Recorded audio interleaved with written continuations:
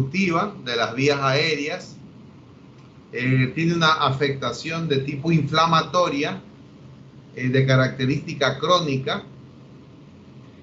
Una característica de esta patología es de que los síntomas son recurrentes, reversibles, y se caracteriza por la obstrucción de la vía respiratoria, por broncoespasmo y por una hiperreactividad bronquial.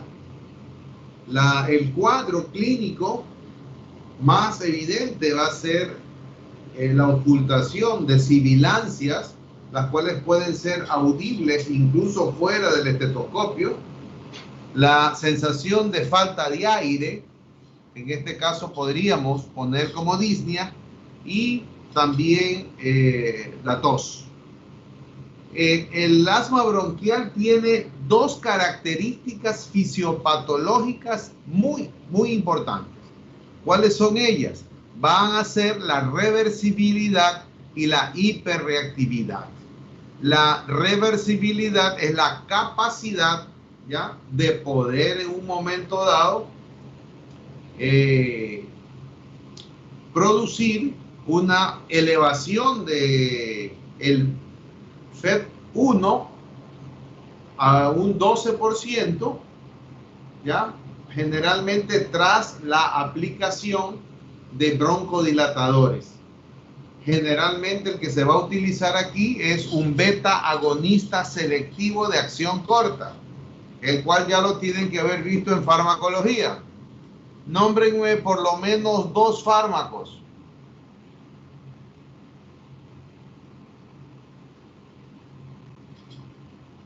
No hemos visto esos fármacos todavía, doctor. ¿No han visto farmacología, aparato respiratorio, o sea, asma? No. ¿Por dónde van? Antivírico. ¿Cómo? Bueno, doctor. No les oigo. Para el asma podrían utilizarse, esteroides. No, pero estoy hablando de beta agonistas selectivos de acción corta. No estoy hablando de esteroides.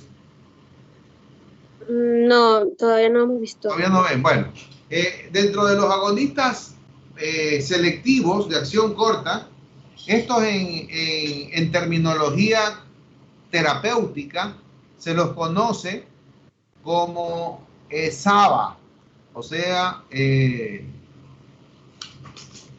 son short, o sea, en inglés, ¿ya? Short beta agonist de acción corta, porque es short. Entonces, hay dos que son los más conocidos, el salbutamol y la terbutalina. Son los dos más utilizados. En nuestro medio ecuatoriano solo tenemos el salbutamol, ¿ya? Entonces, ¿qué significa ello? La reversibilidad es que cuando el paciente está con broncoespasmo, ¿sí?, la aplicación de un broncodilatador hace que se eleve el FEV1 en un 12%. O sea, esa capacidad de poder revertir un broncoespasmo a broncodilatación es lo que se llama esto de aquí. Y la hiperreactividad es esa capacidad que tiene también el bronquio de, por un mínimo estímulo, bronco contraerse, ¿ya? Esa hiperreactividad está dada principalmente cuando se hace una prueba de provocación, ¿ya?, con metacolina, y que puede ser equiparada cuando el asmático hace ejercicio, que es en ese momento de producir una baja del FEV1 por lo menos a un 20%, ¿ya? Entonces yo podría en un momento dado coger un paciente que es asmático, le inyecto metacolina provocándole broncoconstricción, el paciente hace broncoconstricción, el volumen de expiración forzada en el primer segundo, que es el FEV1, baja al menos 20%, eso se llama hiperreactividad bronquial. Y en ese momento le aplico, en este caso por inhalación, ¿ya? Un beta agonista selectivo como el salbutamol de acción corta y voy a revertir, voy a elevar el FEV1 en un 12%. O sea, obvio, no va a poder elevar lo que bajó en un 20%, pero por lo menos lo eleva en un 12%. Esa capacidad de revertir el broncoespasmo con un broncodilatador es lo que se llama reversibilidad. Esas son dos características fisiopatológicas importantes que tiene el asma bronquial. Entonces, los factores provocativos que producen el asma bronquial, vamos a observar primero mediadores fisiológicos o farmacológicos. Entre ellos tenemos las sustancias que pueden provocar broncoespasmo, que son la metacolina o la histamina. También tenemos agentes físicos o químicos que también llevan a provocar asma. El ejercicio, ¿ya? La hiperventilación con aire frío y seco también puede provocar. Un asmático cuando, por ejemplo, un joven adolescente que sea asmático y tiene cuando había actividad presencial en un colegio y el día que le tocaba educación física, ese paciente, obvio, va a tener el peligro de hacer una crisis asmática después de haber hecho ejercicio. Entonces, generalmente esos pacientes lo que suelen hacerse es que se aplican este salbutamol, que es un beta agonista de acción corta, para evitar que el bronco contraiga. La otra también tiene que ver cuando se hiperventila aire frío y seco. En este caso, hay los aires acondicionados, por ejemplo, que son fríos y secos. O en su defecto, sustancias químicas, la polución del aire, principalmente el dióxido de sulfuro y también el de nitrógeno. Pero también tenemos otros que son infecciones virales respiratorias que producen a veces broncoespasmo. La influenza A, en este caso la gripe por influenza A, puede en pacientes asmáticos desencadenarles broncoespasmo. Tenemos también agentes psicoquímicos, principalmente farmacológicos, diríamos. El propanolol, que es un bloqueante beta, ¿ya? Va a provocar ello. La aspirina, en este caso el ácido acetilsalicílico o los antiinflamatorios no esteroides también pueden en un momento dado de ingesta de ellos provocar este tipo de asma. Y los alergenos, que son los que más se conocen desde el punto de vista inmunoalérgico, los que tienen estos químicos de bajo peso molecular como los cromatos, los isocianatos o los anhidridos también pueden provocar. Y también complejos de moléculas orgánicas, dentro de las que más conocemos, el polvo de madera puede provocarlo, especialmente ese polvo que sale cuando se lija una madera, o por ejemplo, en la carpintería, por ejemplo, obvio, un asmático no es compatible con estar en una carpintería. También tenemos el pelo de los animales, de gatos, perros, el polvo de ácaros, que se encuentran generalmente a nivel domiciliario, son excelentes alergenos que pueden provocar asma. Los eventos inflamatorios que se van a provocar en el asma están clasificados ya sea por una injuria a nivel de la célula del epitelio, en segundo lugar por una activación de linfocitos, que a su vez puede provocar activación de las células B, que son las que van a llevar a producir inmunoglobulina E, por activación linfocítica pura y también por activación de leucocitos, que en este caso no son linfocitos, sino mastocitos y eosinófilos. La injuria por células epiteliales, aquí se incluyen algunas citoquinas, principalmente interleuquinas. Vemos también la activación de neutrófilos. Vemos también la activación de las células presentadoras de antígenos a los linfocitos. Acuérdense ustedes que estas están a lo largo de las células del epitelio. Observamos que se van a producir hiperplasia de las células epiteliales que son secretoras de moco, pero también van a producirse muerte epitelial. Dentro de la activación linfocítica que lleva a activar las células beta, tenemos obvio la producción de inmunoglobulinas, en este caso de la inmunoglobulina E, que es la que más tiene que ver con alergia a nivel corporal. Vamos a encontrar exposición, vamos a encontrar una expresión de sustancias tipo citoquinas o quimioquinas y la activación de las células dendríticas que habíamos dicho.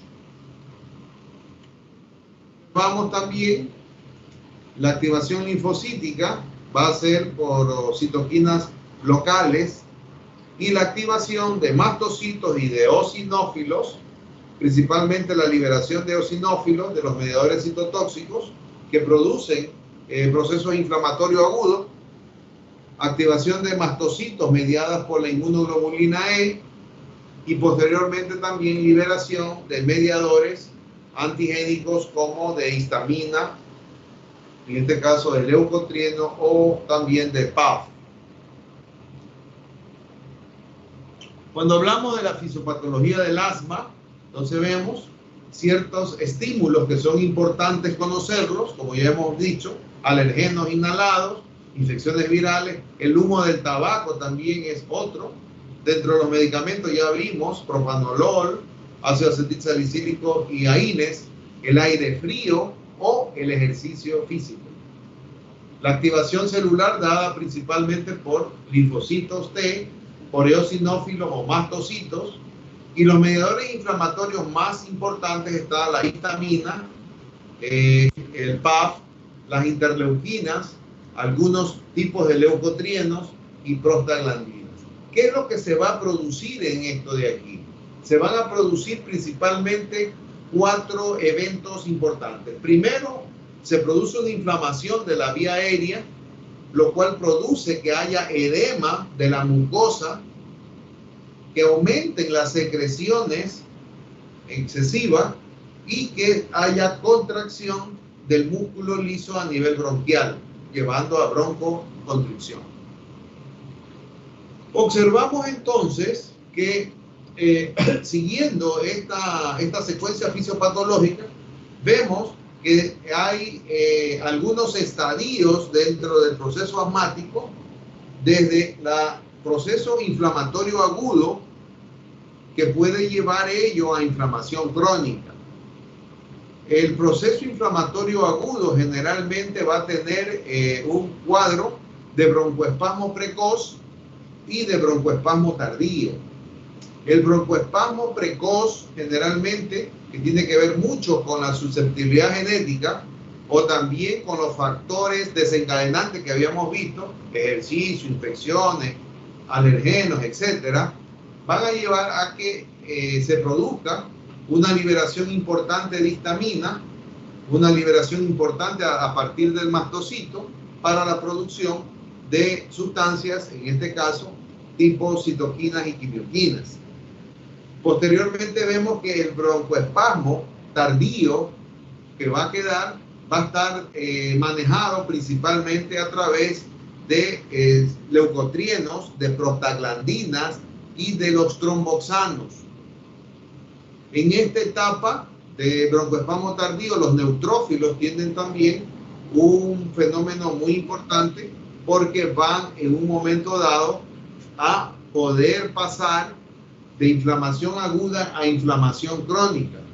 Al pasar inflamación crónica, observamos principalmente que estos van a estar en manos de los eosinófilos, de los neutrófilos que habíamos dicho, y también de los monocitos que se transforman en macrófagos.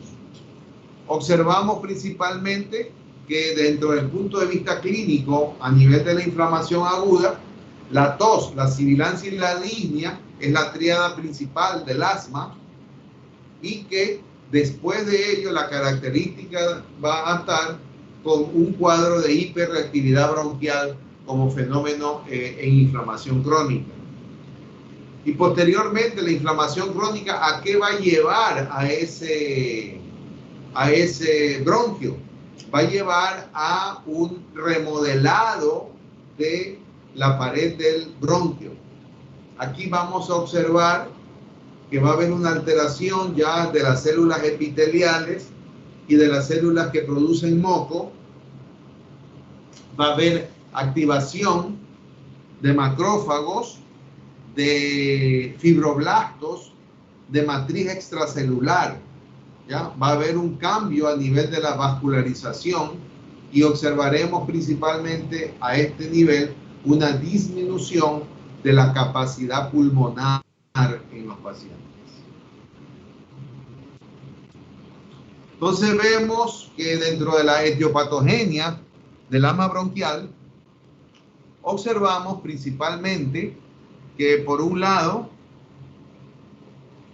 estaría la exposición a un alergeno, como pueden ver en la diapositiva. Este de aquí, este alergeno, por ejemplo el polen, es el que va a poder internalizarse a través de la mucosa y va a producir una activación de las células, en este caso de los linfocitos T, de los helper 2, ¿ya? Y también va a haber un cambio de clase de las inmunoglobulinas, en este caso de la inmunoglobulina E, en las células B. Entonces aquí observamos que este alergeno se acopla principalmente a la célula B, y esta célula B va a acoplarse a su vez a los linfocitos, a los T helper 2. La posterior producción que va a haber va a ser la producción de inmunoglobulina E a partir de las células B. Esta inmunoglobulina E va a llevar a que haya en una segunda presentación, o en la primera presentación, vamos a observar que la inmunoglobulina E se va a acoplar con la fracción FC que tiene a una célula cebada, en este caso a un mastocito. Esta unión de inmunoglobulina E a la porción FC, ¿ya?, de estas inmunoglobulinas van a estar localizadas a este nivel de los mastocitos. La exposición repetida de este mismo alergeno, por ejemplo el polen, va a llevar principalmente a que haya una activación de la célula cebada con recordatorio inmunológico, y lleve a que haya la producción de mediadores químicos. Estos mediadores químicos que se van a presentar ya por la exposición repetida de un alergeno, en donde vamos a tener ya un mastocito sensibilizado por las inmunoglobulinas, vamos a ver que se liberan aminas vasoactivas, también mediadores lipídicos y citoquinas. Observamos que dentro de las citoquinas tendremos una reacción que se maneja como fase tardía, principalmente muchas horas después de haber tenido la exposición repetida al alergeno. En el diagrama a la derecha, ustedes pueden observar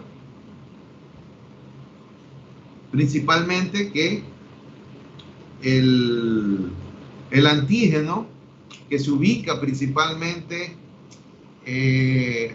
con la inmunoglobulina E, va a llevar a que el receptor FC de esta inmunoglobulina se acople al mastocito, y vaya a haber en este caso señales para la activación de los genes de citoquinas, señales para la degranulación para la activación de fosfolipasa 2, y estos van a producir primero degranulación con contenidos de histamina, de proteasas, de factor quimiotácticos.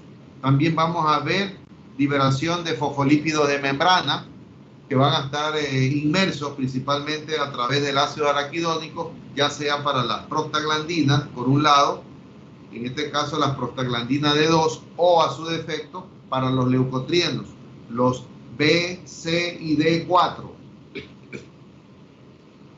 Aquí observaremos principalmente que la fase de reacción tardía, que es lo que se conoce, generalmente va a haber infiltración agregada de leucocitos, va a haber ya daño al epitelio y se produce broncoespasmo principalmente por todas estas citoquinas segregadas.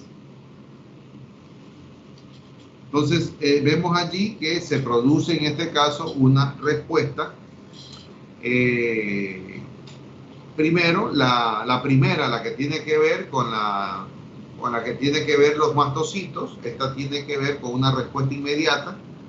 La respuesta inmediata que produce la liberación de citoquinas, principalmente de contenidos de gránulos a nivel del mastocito, produce una respuesta temprana, la cual tiene que ver con una triada fisiopatológica de vasodilatación por histamina, de fuga vascular, en este caso de líquidos, que es lo que va a producir el edema, y el espasmo del músculo liso.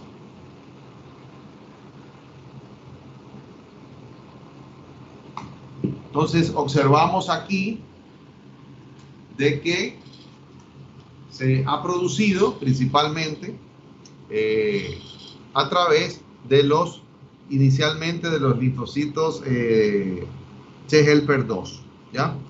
Y que posteriormente van a ser manejados esto a través de mastocitos inicialmente y posteriormente por neutrófilos, que son a la larga los que van a producir una serie de actividades.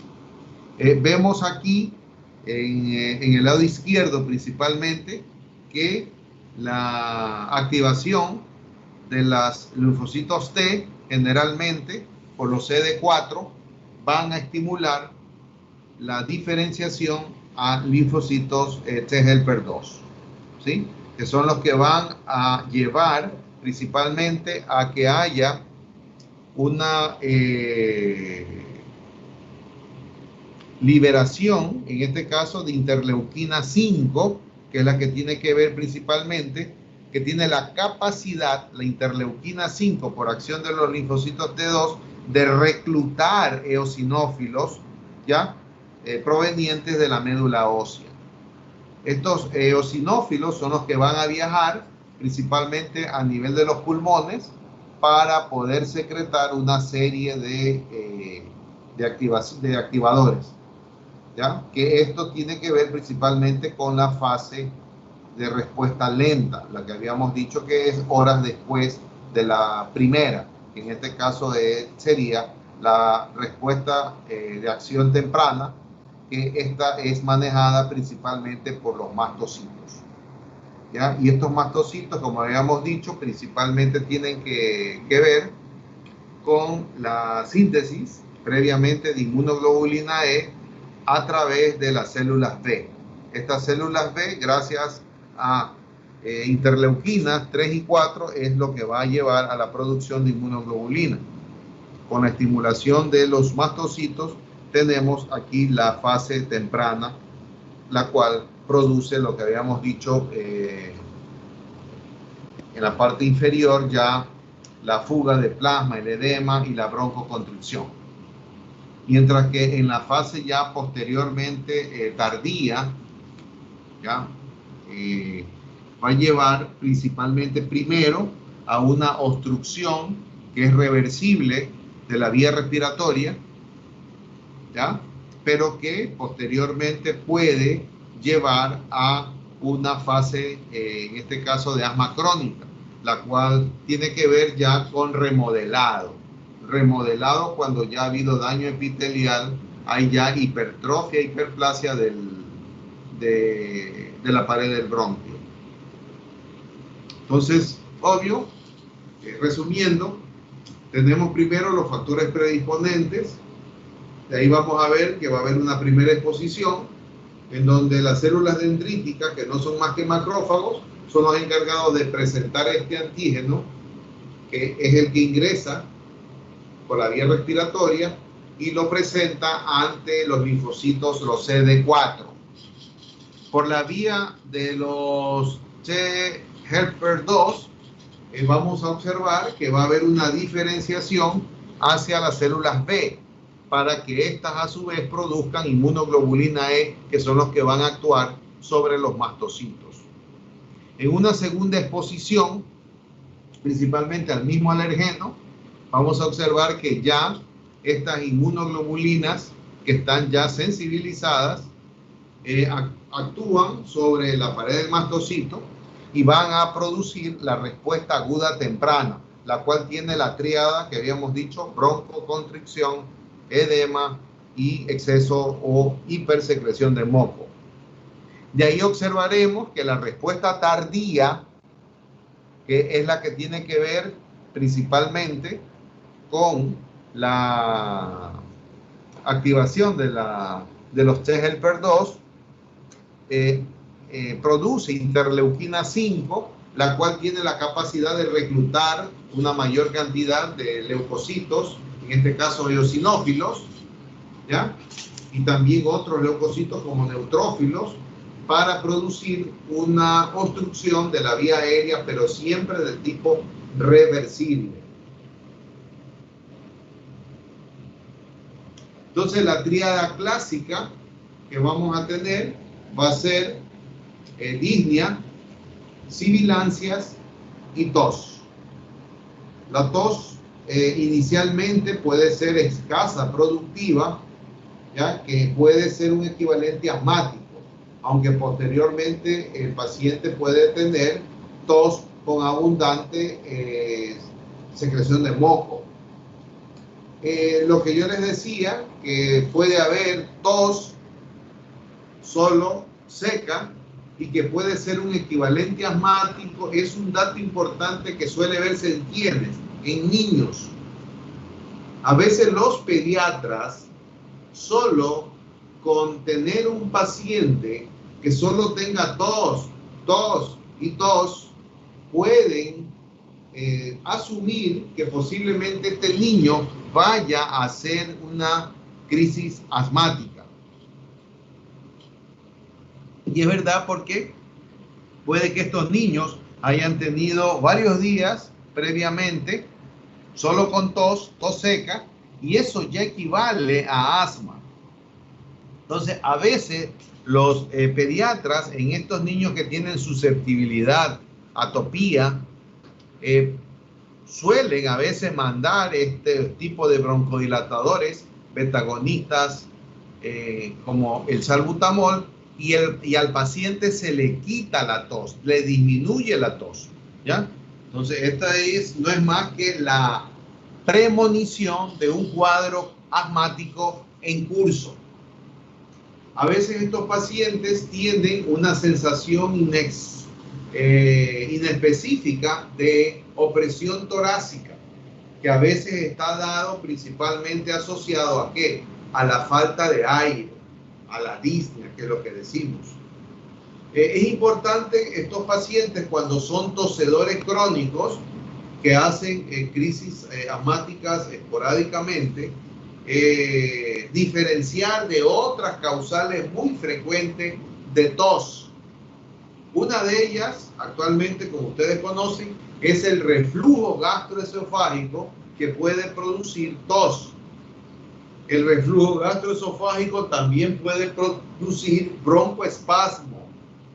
Entonces, el diagnóstico diferencial de asma tiene que estar asociado, por ejemplo, con reflujo gastroesofágico. También podría asociarse con el goteo nasal posterior que se observa en la rinofaringitis o en la rinosinusitis. También podríamos tener en relación a fármacos antihipertensivos que pueden provocar tos, Dentro de ellos tenemos los más conocidos, los IECA, que son drogas antihipertensivas que inhiben a la enzima, en este caso convertidora de angiotensina. ¿Ya? Esa es una de las características. Otra de las características del asma es la aparición durante las madrugadas o principalmente en las primeras horas de las mañanas. ¿Ya? Normalmente estos pacientes podrían tener el dato de atopía. ¿Qué es atopía?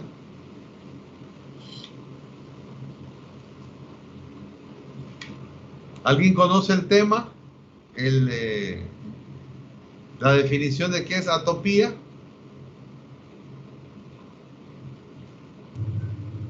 Sería como reacciones alérgicas, pero que son como hereditarias. ¿Ya? ¿Cuál es la... o sea, ¿cuáles serían las atopías?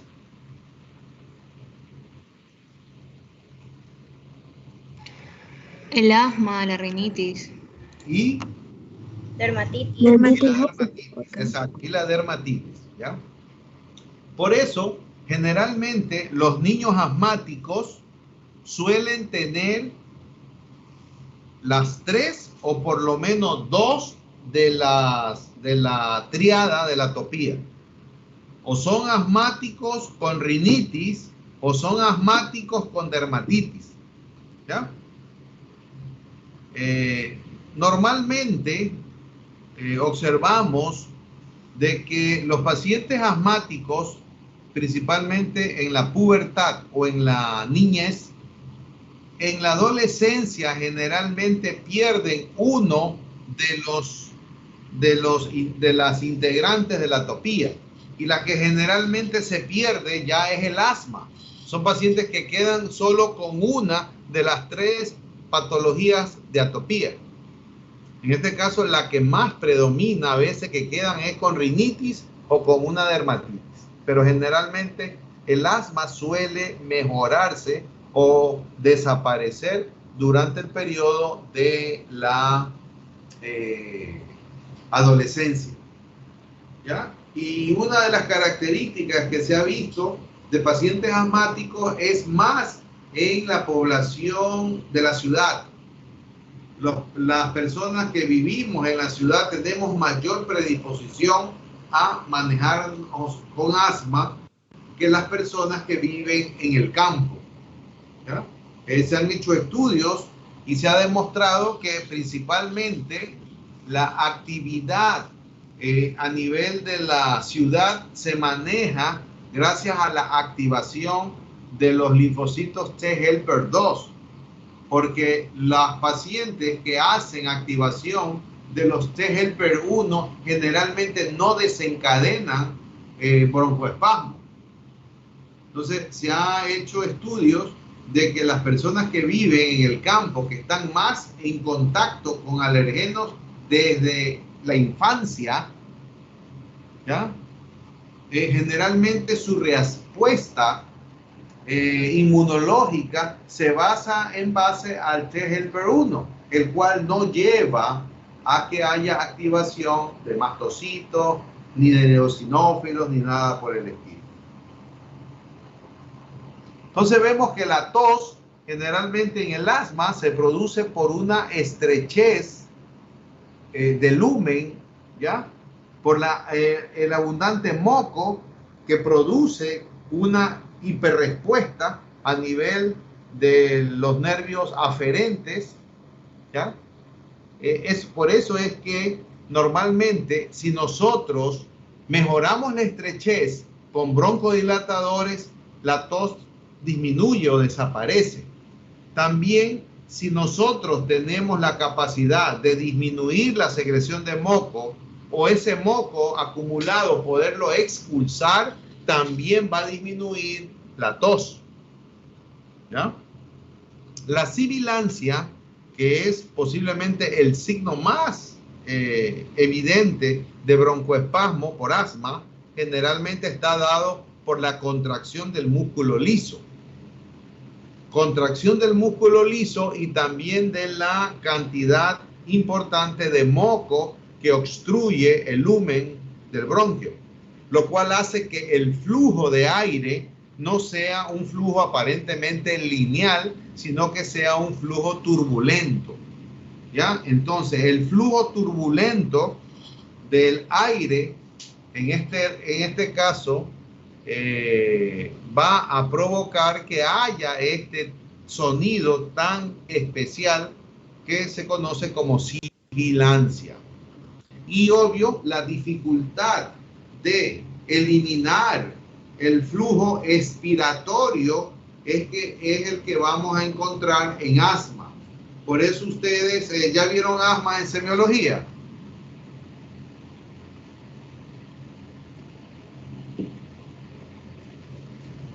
Sí, doctor.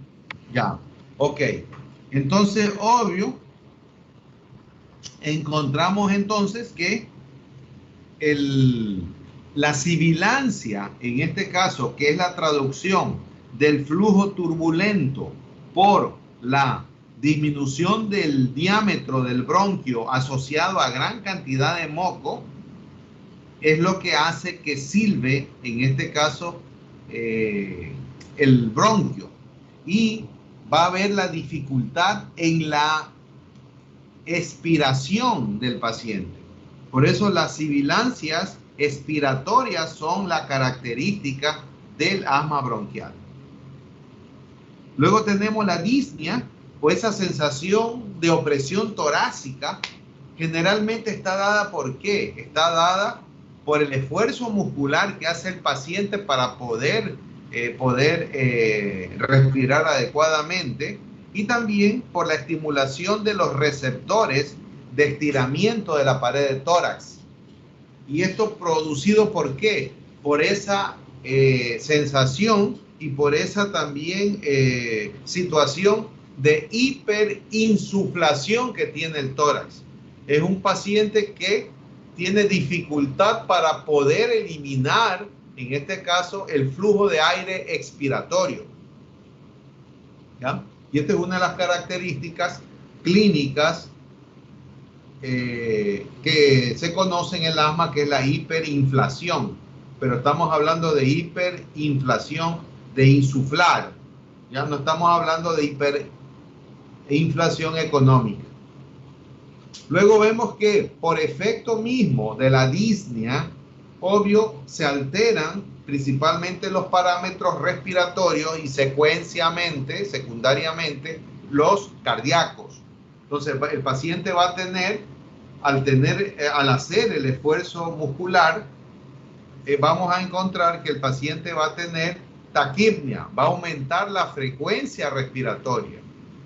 Y secundariamente a ello va a hacer trabajar más rápido al corazón. En este caso, taquicardia. Entonces el paciente presenta tos, disnea u opresión torácica, taquipnia y taquicardia. Y lo que podemos encontrar también en muchas de las situaciones va a ser que debido a el aire, debido al atrapamiento de aire que queda en esta situación de hiperinsuflación, va a producir que se pueda en un momento detectar en muchos de los pacientes lo que se conoce como pulso paradójico, ¿ya? Que no es más que el aumento, principalmente debido todo ello al aumento del volumen residual, que en este caso el paciente asmático va a estar elevado. El pulso paradójico, ¿alguien que me puede explicar qué es el pulso paradójico?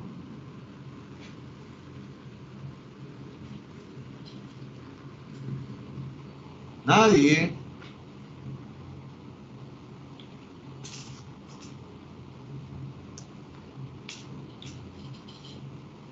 Bueno, el pulso paradójico, como dice allí, principalmente se va a manifestar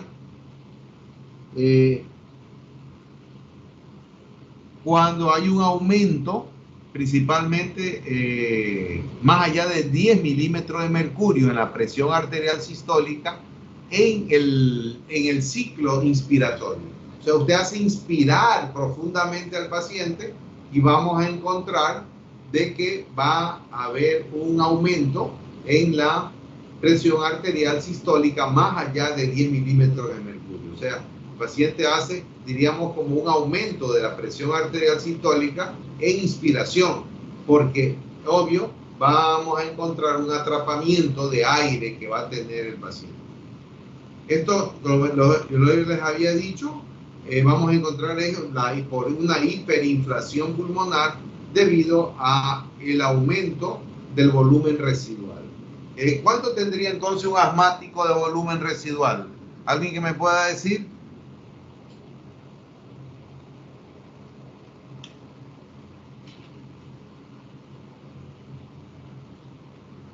Nadie.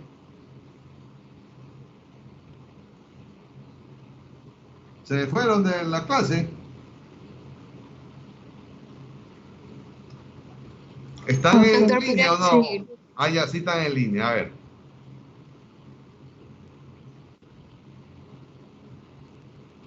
Acuérdense que es 1200 mililitros. Entonces, en estos pacientes asmáticos, el volumen residual debe estar por lo menos más allá de 1500 mililitros de volumen residual. ¿Ya? Observamos también que dentro de ello vamos a encontrar que va a haber un desajuste entre la ventilación y la perfusión. Aquí, ¿qué vamos a tener? Va a haber ventilación disminuida, ¿sí o no? Y la perfusión va a estar conservada. Entonces, aquí lo que va a predominar principalmente va a haber entonces, ¿qué? Va a haber una hipoxemia. ¿Ya? ¿Entendido? Va a haber una hipoxemia. Ahora, la hipoxemia, ¿qué va a producir? Va a producir de que el paciente trate de aumentar su frecuencia respiratoria, ¿ya? Que aumente la profundidad, que trate de aumentar la profundidad. ¿Para qué? Para que por la hiperventilación pueda compensar la hipoxemia. Pero lamentablemente, ¿qué va a pasar? Si el paciente hiperventila e hiperventila, lo que va a llevar es de que el paciente termine con un cuadro de alteración ácido básica conocida como alcalosis respiratoria. ¿Ya? Esta alcalosis respiratoria es lo que va a predominar en las etapas tempranas de los cuadros asmáticos. Entonces vemos aquí que después de que el paciente hace hiperventilación, hace alcalosis respiratoria, va a entrar en un agotamiento ventilatorio. Y el agotamiento ventilatorio se conoce como hipoventilación. O sea, va desde la hiperventilación con alcalosis respiratoria, va a caer en un cuadro de hipoventilación. Y la hipoventilación lo que va a llevarlo es a un cuadro mucho más grave, totalmente diferente, opuesto al anterior, y va a hacer que el paciente entre en acidosis respiratoria. Entonces, cuando el paciente entra en hipoventilación con acidosis respiratoria, el paciente entra en otro cuadro asmático mucho más grave y severo, conocido como estatus asmático o como estado asmático, que es cuando el paciente debe en un momento dado posiblemente ser incluso intubado y metido a ventilación pulmonar mecánica. ¿Ya? Lo más grave que le puede pasar a un asmático es entrar en estatus asmático, o sea, en un cuadro asmático que no sale. Los test de función pulmonar en los pacientes asmáticos, vemos aquí que vamos a encontrar lo típico de un defecto obstructivo.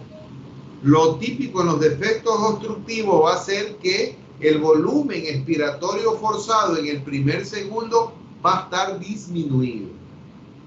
¿Ya? Esa es una de las características importantes. Pero también vamos a encontrar, principalmente en estos casos, es que el radio entre el FEP1 y el FBC va a estar también disminuido.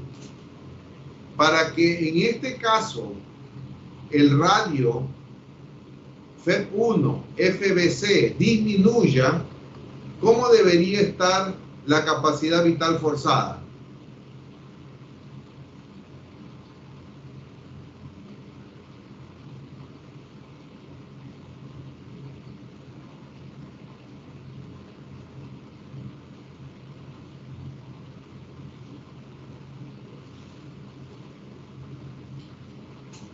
¿No? ¿Nadie?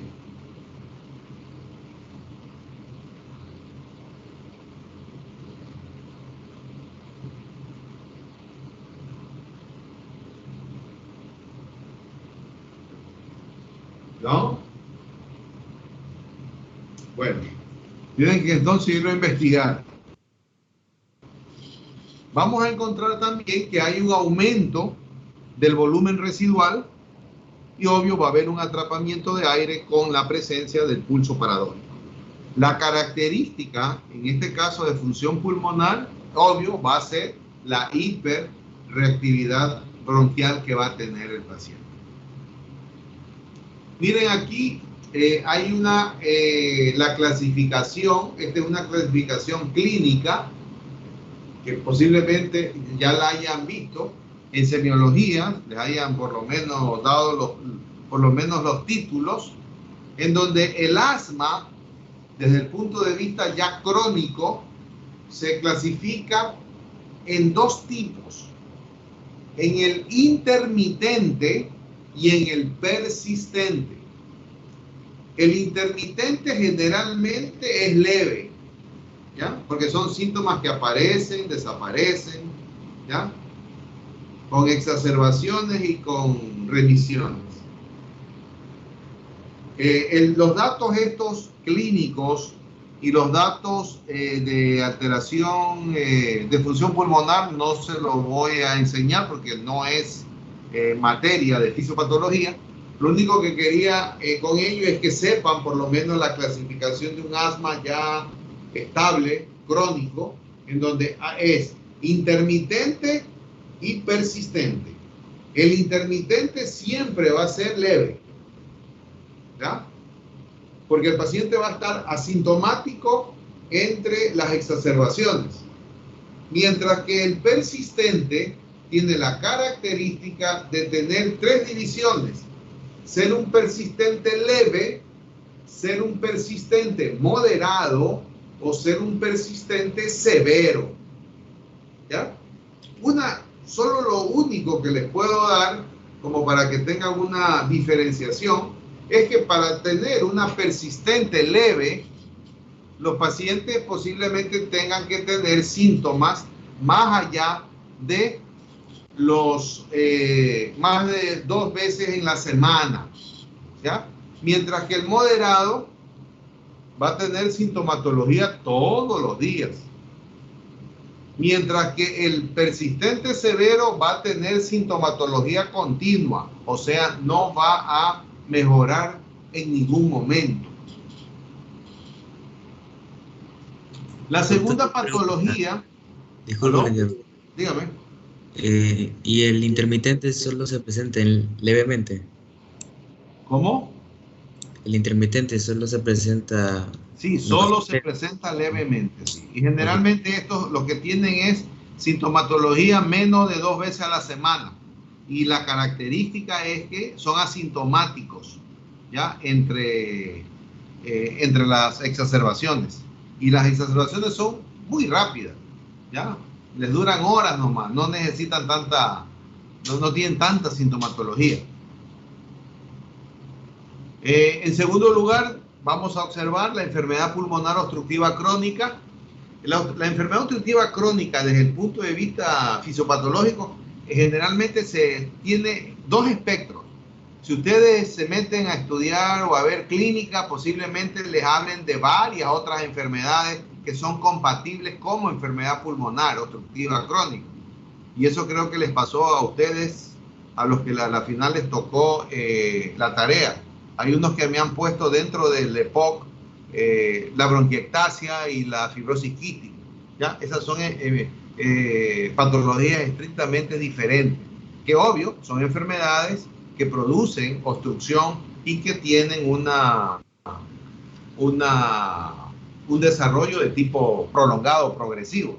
Pero desde el punto de vista estrictamente como enfermedad, como EPOC, solo hay como variable, como espectro, dos: los que son bronquíticos crónicos y los que son enfisematosos.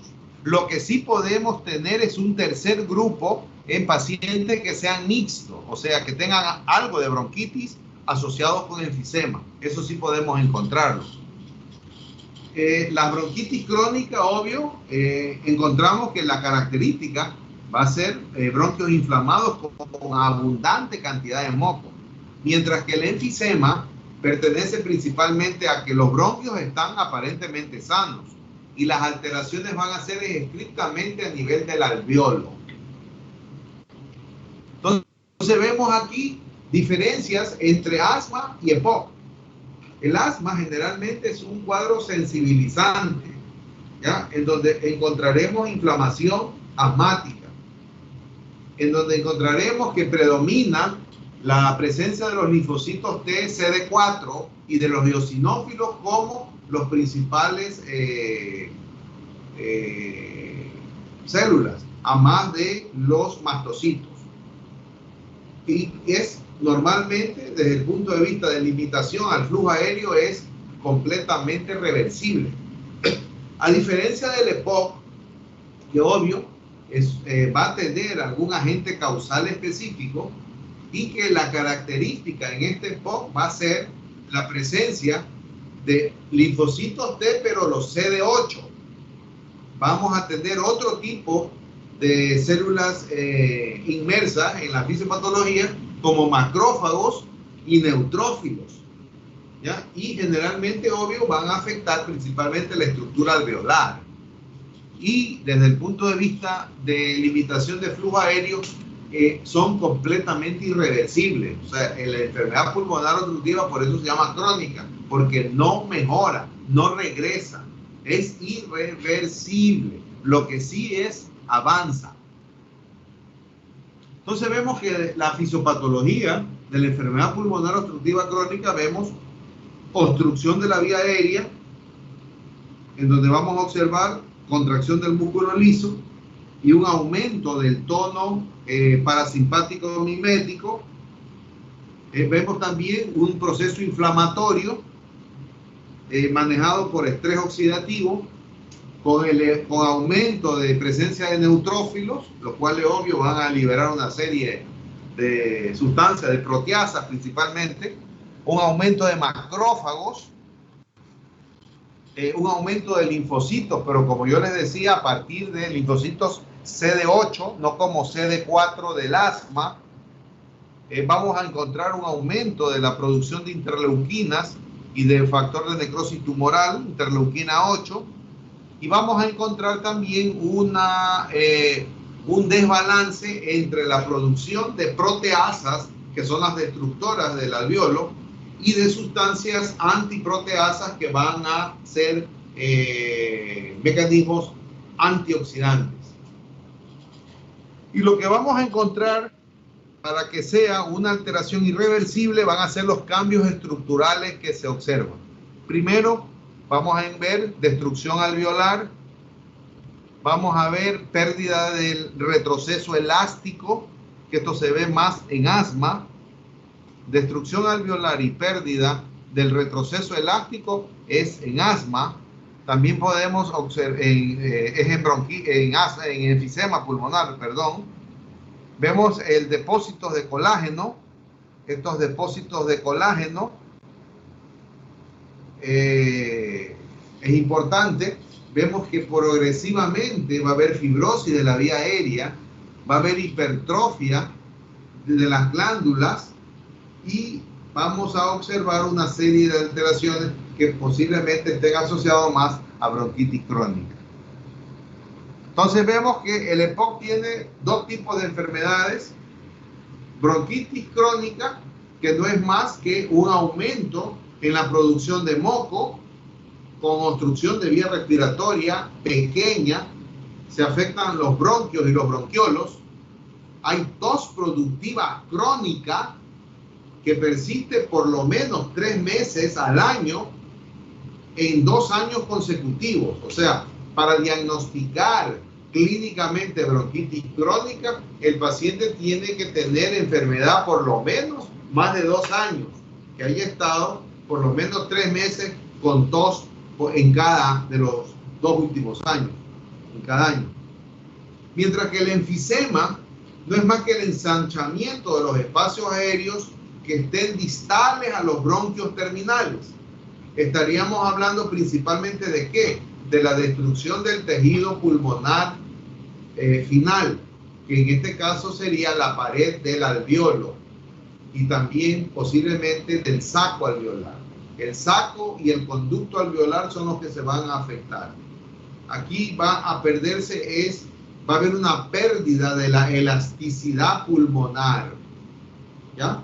Y dentro de la etiopatogenia, el tabaquismo, ¿ya?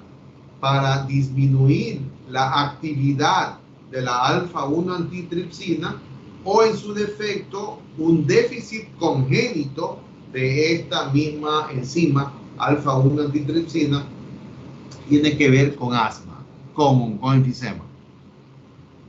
Desde el punto de vista de fisiopatología, en respuesta a una inflamación crónica vía bronquitis crónica, vemos que se va a presentar una infiltración de células inflamatorias, ¿ya? En este caso neutrófilos y linfocitos. Vemos que hay un cambio del epitelio de cilindro estratificado, va a pasar a metaplásico, escamoso, irregular. El pasar a ello, vamos a observar que va a haber unos cambios estructurales del epitelio de la mucosa del bronquio. Vamos a observar hipertrofia del músculo liso bronquial con espasmo. Va a haber una hiperplasia de las células de Goblet, que son productoras de moco. Entonces, un gran contenido de moco. Va a haber una disminución del aparato ciliar. En este caso, va a haber una gran cantidad de moco y también una destrucción de los cilios, principalmente por la destrucción del epitelio, lo cual lleva a que el paciente sea un tosedor crónico con gran cantidad de moco, lo cual lleva a una limitación de la vía aérea de tipo inicialmente reversible y después parcialmente irreversible. Entonces esto lleva a disnea progresiva. Vamos a observar también que hay una disminución del FET1 y del radio, en este caso del FET-B1 y del FBC, con un aumento del volumen residual. El enfisema, que es el otro espectro clínico del EPOC, aquí hay muchos factores de riesgo que llevan también a inflamación crónica. Aquí vamos a ver que hay activación de macrófagos a nivel del alveolo. Aquí hay una activación de las células del epitelio alveolar, principalmente de las células tipo 2. Aquí observaremos que los macrófagos se van a acumular produciendo proteasas y llevando a que haya daño a nivel de la pared del alveolo. Hay liberación de factores quimiotácticos, polimorfonucleares, interleuquina 8, leucotrienos, principalmente los B4, factor de necrosis tumoral alfa. Aquí una de las características, además de los macrófagos, es la liberación de proteasas a través de los neutrófilos. ¿Ya? Entonces aquí lo que vamos a encontrar es un aumento en la actividad de la proteasa en relación a la antiproteasa. ¿Esto qué va a llevar? Esto daña el tejido conectivo del alveolo, principalmente de la elastina, lo cual lleva a un daño irreversible. Entonces encontramos que hay una destrucción de la pared de los alvéolos, enfisema. Va a haber también una pérdida del recogimiento elástico, ¿ya? Entonces lo que vamos a encontrar es un colapso en expiración prematuro. El paciente, en vez de botar aire y coger aire, en el momento de coger aire se queda allí porque no se pierde, en este caso la elastina, que es la que produce retracción del alveolo. Hay un colapso y se queda colapso expiratorio, ¿ya? ¿Esto qué lleva? La cantidad de alvéolos dilatados es lo que lleva a que el pulmón tenga esa particularidad de hiperinsuflación, que es lo que se conoce como tórax en tonel, tórax en barrel, ¿ya? Aquí vemos que el CO2 va a quedar retenido. Son pacientes que hacen acidosis respiratoria, ¿ya? Y que obvio pueden en un momento dado tener un fenómeno de amortiguamiento con el fenómeno ácido básico contrario, que sería con alcalosis de tipo metabólico, ¿ya? En el enfisema vamos a encontrar que hay una disminución de la superficie de intercambio gaseoso, porque obvio no va a haber aparentemente una buena tejido en la pared alveolar para el intercambio. Por ende vamos a encontrar entonces que va a haber un desajuste entre la ventilación y la perfusión. No va a haber adecuada ventilación, pero sí va a haber normalmente una ventilación.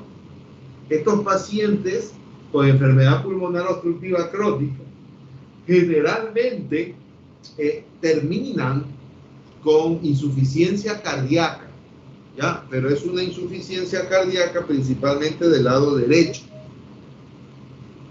porque obvio se afecta en este caso la parte pulmonar, ¿ya? Entonces, ante esta situación de tener hipoxia, vamos a encontrar que el riñón, a través de su mácula densa, capta este dato de hipoxia y va a producir un estímulo en la producción de eritropoyetina renal.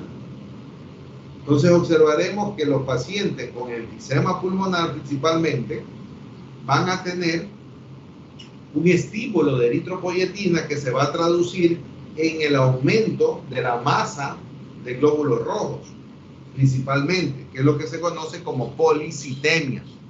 La policitemia que vamos a encontrar en la enfermedad pulmonar obstructiva crónica es una policitemia secundaria, no es una policitemia vera, primaria, es secundaria a la hipoxia que mantienen los pacientes.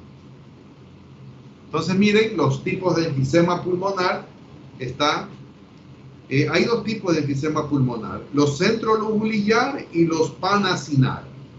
Observemos que en el centrolobular vamos a encontrar una dilatación principalmente a nivel del conducto alveolar, ¿sí? Mientras que en el panacinar vamos a encontrar es una dilatación principalmente a nivel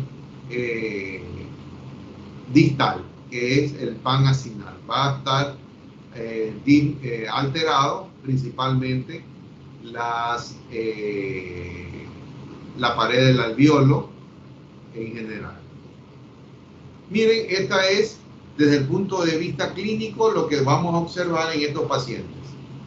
El paciente bronquítico crónico va a ser siempre un paciente con tendencia al sobrepeso, a la obesidad, un paciente azulado, de aspecto aparentemente cianótico, ¿ya? Y generalmente fumador.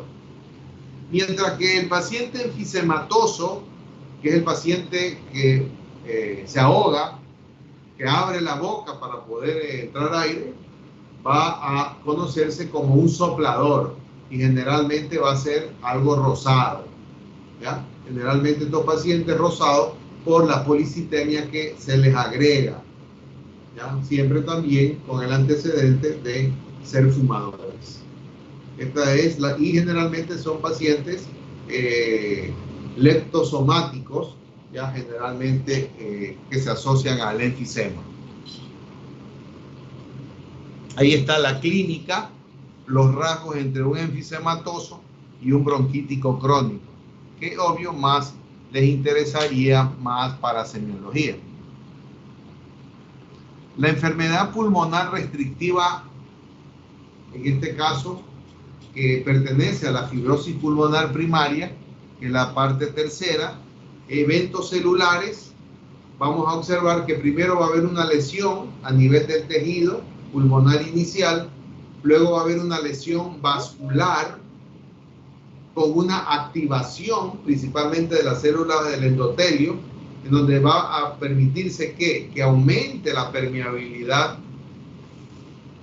Al aumentar la permeabilidad vamos a encontrar que hay una lesión y una activación de las células epiteliales.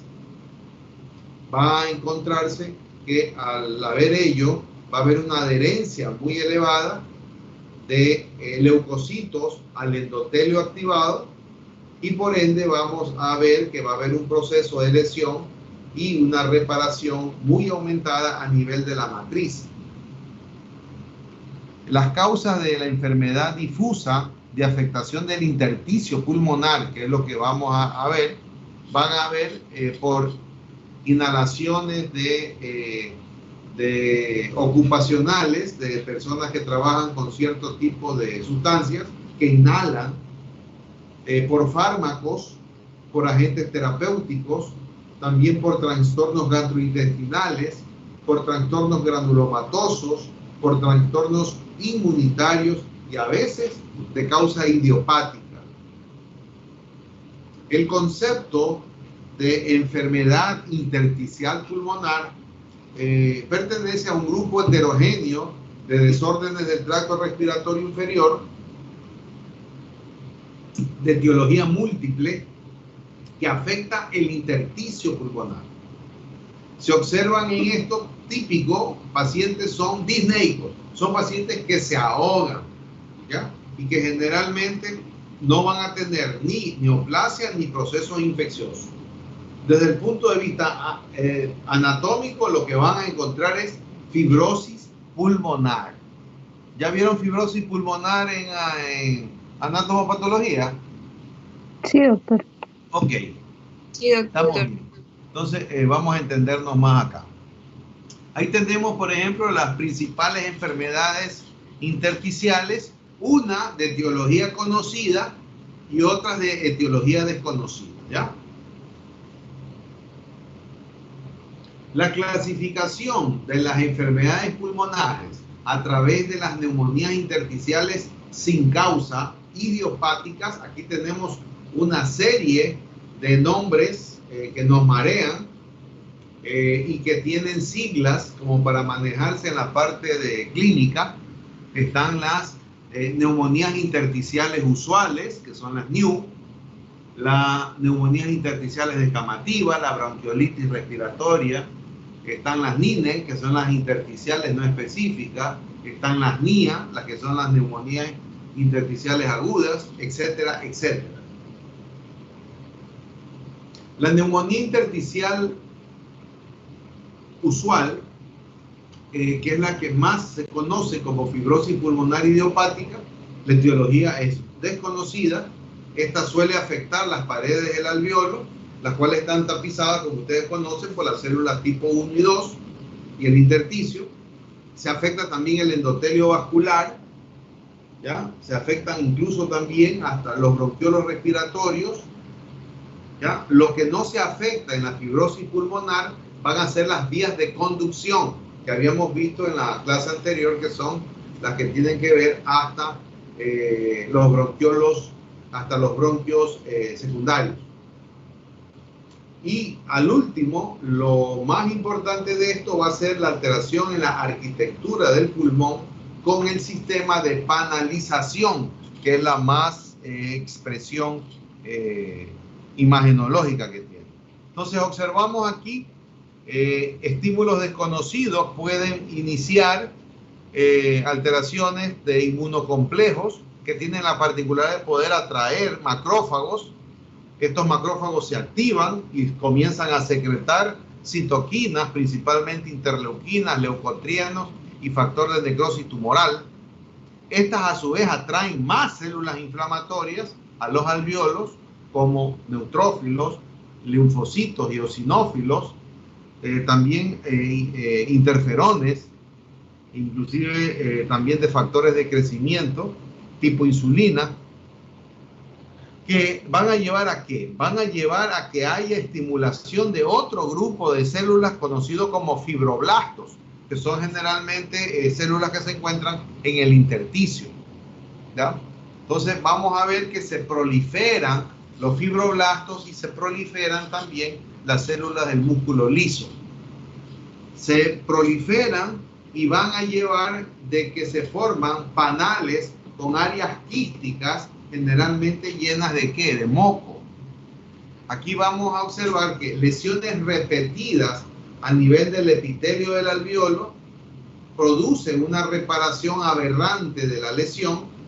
Hay activación de los macrófagos, hay apoptosis de las células alveolares tipo 2, que son las que forman el surfactante.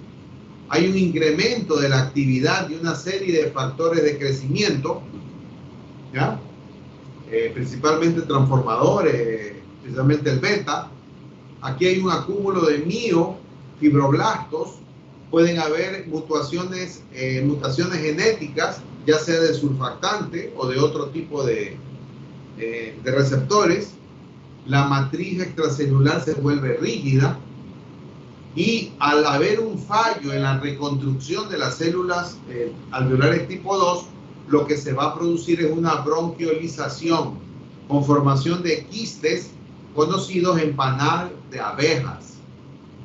¿Qué lleva a ello? Esto va a llevar a que la fibrosis va a aumentar la resistencia vascular pulmonar, lo cual lleva a un remodelamiento principalmente de las estructuras, y esto lleva a una hipertensión pulmonar, que es una de las características de la enfermedad intersticial. Los patrones de imágenes que vamos a encontrar en enfermedad pulmonar intersticial son el patrón alveolar, el patrón reticular, el patrón micronodular y el patrón más frecuente, que es el panal de abejas. Esto ya han de haber visto en semiología radiológica, asumo yo. No. Tampoco. Ah, vaina. Bueno. La clínica es disnea al ejercicio, tos y fatiga. Eso es lo típico, ¿sí? A veces puede debutar después de un proceso viral. ¿Ya? Es mucho más frecuente en varones que en mujeres, y la característica principalmente son crepitantes finos, ¿ya? Al final de la inspiración en ambas bases. ¿Ya? Eso es una de las cosas importantes. Mientras que un signo tardío va a ser la acropaquia, que se ve más o menos en la mitad de los casos, y en casos ya avanzados lo que vamos a encontrar es una insuficiencia cardíaca derecha, conocida como cor pulmonar, con hipertensión pulmonar. Entonces vemos aquí los diagnósticos, cómo se los hace, principalmente con imagen y de ahí con función pulmonar, y lamentablemente el diagnóstico específico es con biopsia a través de fibrobroncoscopía. Los patrones de imágenes, generalmente lo que mejor se va a ver es con tomografía de alta resolución. Miren, como para despedirnos, una radiografía de una patología intersticial. La característica, ¿cuál es? Que esto van a aprenderlo en semiología radiológica. Es la afectación periférica, diríamos parapleural. Ven estas imágenes como infiltrado a nivel de las partes externas o periferias de los pulmones. ¿Sí ven? Y que generalmente toman las bases. Las bases siempre van a estar alteradas. Y ustedes pueden ver aquí estas imágenes como de microquísticos que se ven. Estas son las imágenes basales típicas de panal de abejas.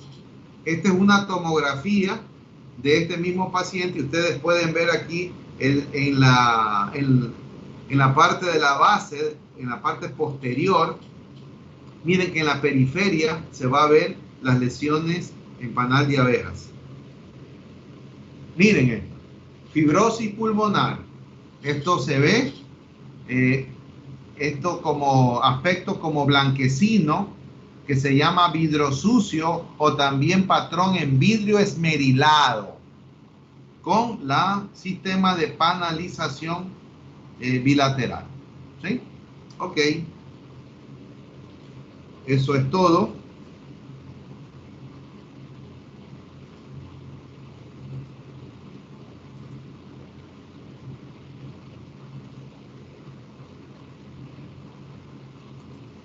Entonces de aquí, ustedes ya saben el examen unificado que dan todos los grupos de fisiopatología, de acuerdo a lo que me mandaron, es el día viernes, creo. O sea, el mismo día que tenemos clases, sino que el examen es a las 7 de la noche, creo. Ya, eso ya lo saben ustedes. Doctor, sí, o sea, fisiopato es el día viernes, pero nosotros tenemos clase con usted el día miércoles, solo los miércoles. Los miércoles, sí. O sea, el miércoles tienen clase. Ajá, y el viernes el a las examen 7. es el viernes a las 7 de la noche, creo que son 22 minutos. Sí. Sí. Exacto. Doctor, okay. La próxima semana lo que tenemos que ver es terminar el aparato respiratorio con proceso infeccioso. ¿Qué más nos tocaría? O sea, neumonías, tromboembolismo pulmonar, y lo que yo quiero ver es edema pulmonar, porque eso lo van a ver toda la vida. Ojalá podamos verlo. Bueno, ¿alguna pregunta? Sí, doctor. Yo le escribí por correo sobre la pregunta de número 4 de la lección que se suscitó el inconveniente. De la que no salía la respuesta. Sí. Las Ahora, o sea, lo único que yo puedo hacer, y es lo que hice, es calificarle las 4 preguntas nomás. O sea, dejarla fuera, porque yo no puedo calificar una pregunta en donde no han habido las... ¿Cómo es? Ahora, y es raro, porque yo revisé diríamos, ¿cómo sería la palabra? Revisé el cuestionario, sería la palabra, que yo había puesto, y allí la pregunta 4 tenía todas las posibilidades. Inclusive le mandé, creo, una foto también a usted, creo. Sí, doctor, efectivamente. Estaban las 4 posibilidades. Yo no sé cómo a algunos, porque a algunos sí les ha salido y a otros no les ha salido. Exacto. Solo hubo fallas técnicas. Yo tengo una reunión a las 8 de la noche con el director de carrera y voy a poner esa inquietud, porque les ha pasado en alguna otra lección. La verdad que no, doctor. Primera vez. No. Entonces, esa de ahí no les vaya a pasar en el examen. Doctor, entonces esa pregunta sería como que no promediada para los que tuvieron inconvenientes, sí. ¿O cómo? ¿O para todos? No, solo para los que me pasó usted es la que me pasó la lista. Solo sí, los que están en la lista, que obvio, son los que tienen peor nota. Aunque hay uno, no sé quién, alguien tenía 8, creo. ¿Ya? Me parece, no me acuerdo. Entonces, al haber solo 4 preguntas, el valor de cada pregunta es 2.5. Entonces, los que tenían 4, lo que tienen es 5. Y, por ejemplo, la persona, el estudiante, creo que tenía 8. Obvio, si solo le califico las 4 a 2.5, saca 10, o sea, sacó 10. ¿Ya? Y así sucesivamente, o sea, 2.5 valen el resto. O sea, las 3 preguntas, el que contestó 3 preguntas tiene 7.5, el que contestó 2 tiene 5, El que contestó una no tiene 2, no tiene 2, 5. Y el que contestó 4, obvio, tiene 10. Eso es lo que puedo hacer, no pude hacer más. Ok. Bueno, entonces nos vemos la próxima semana en la clase y después... Doctor, Dígame. con respecto a la tutoría, ¿nos puede como que hacer un breve resumen de cómo es la estructura? O sea, Ya, la estructura tienen que poner, primero no se olviden de la carátula principal, poner los integrantes, ¿sí? En segundo lugar tienen que poner el índice. De allí la introducción. La introducción, como yo les había dicho en algún momento, es estrictamente elaborada por ustedes, por los que hacen el trabajo, no es copiada de ningún lado. La introducción no puede llevar cita bibliográfica, porque es algo propio de ustedes, no tienen que copiarlo de ningún lado. ¿Ya? Y de allí en adelante comienza diríamos, el desarrollo del marco teórico del tema que les haya tocado. ¿Ya? Pueden poner en la descripción, por ejemplo, de los párrafos, entre paréntesis, el número de la cita bibliográfica que debe de estar en la bibliografía, con el número asignado. Pueden poner figuras, lo que ustedes quieran, a lo largo del desarrollo del tema, pero siempre en la misma página o máximo en la página posterior. ¿Ya? No me la van a poner 5 páginas después, por ejemplo, una foto que pertenece a la página 3 y me la ponen en la página 6.